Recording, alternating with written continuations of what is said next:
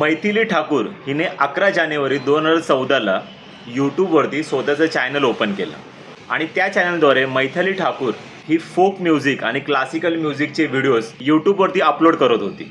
तर मला आठवतं 2017च्या नंतर कोरोना काळात हिच्या चॅनलला हाईक मिळाली आणि हिचे सबस्क्रायबर आजच्या तारखेत 52 लाख आहेत यूट्यूबवरती. तर मला मैथिली ठाकूरला इतकंच बोलायचं आहे, हे जे काही तुझे यूट्यूबवर सबस्क्रायबर झाले आहेत ते तुझा आवाज आणि तू जे काही म्युझिक प्ले करते आणि यूट्यूबवरती अपलोड करते त्या लोकप्रियमुळे आज तुझे जे काही सबस्क्रायबर आहेत ते इतके वाढलेले आहेत. तुझं राजकारणाचं नॉलेज बघून इतके सबस्क्रायबर तुझे गेन झालेले नाही आहेत.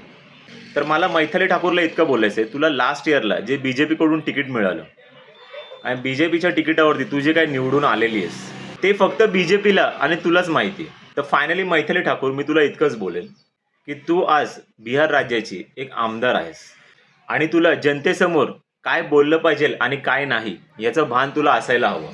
बरं मला सांग, आता तू जे काही मध्यंतरी वक्तव्य केलं होतं, काय वक्तव्य केलं होतं?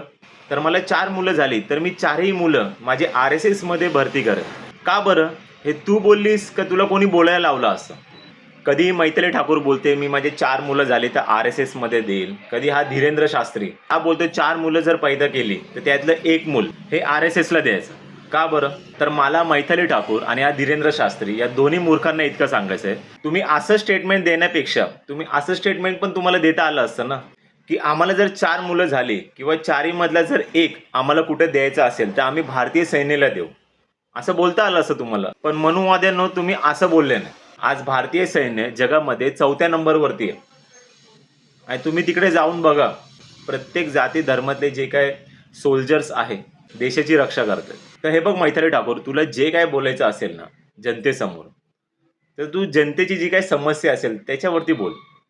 ज्या काही अडचणी असतील तुझ्या राज्याच्या किंवा तुझे जे काय तुझ्या झोनमधून येते त्याच्यात त्या गोष्टीबद्दल बोल. विनाकारण नको त्या गोष्टी बोलू नकोस.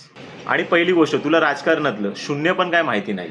बरं मला सांग, तू आमदार बनण्यापूर्वी तुला एका गावाकडून गाण्याचे आमंत्रण होते आणि तू त्या गावाला काय बोललीस की मला 5 लाख रुपये द्या मगच मी तिथे माझा शो करेल. तर यावरून कळते तू तुझ्या कलेला पैशाशी कम्पेअर करतेस.